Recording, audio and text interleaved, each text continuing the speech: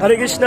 সবাই দেখতেছেন আমরা সীতাকুণ্ড শিব চতুর্দশীতে রাত্রে এসেছি।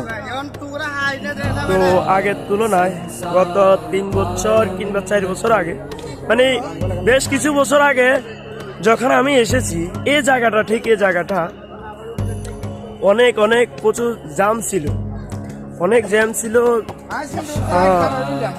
আপনারা তো যারা আসছেন তারা বিশেষ করে জানেন যে চন্দ্রনাথ পাহাড়ে চলতে গেলে বা তীর্থে আসলে কেমন হয়, কত গ্যাদারিং হয় বা কত জ্যাম হয়। দেখেন এবারে তেমন একটা ঝামেলা নয়, কিছু কিছু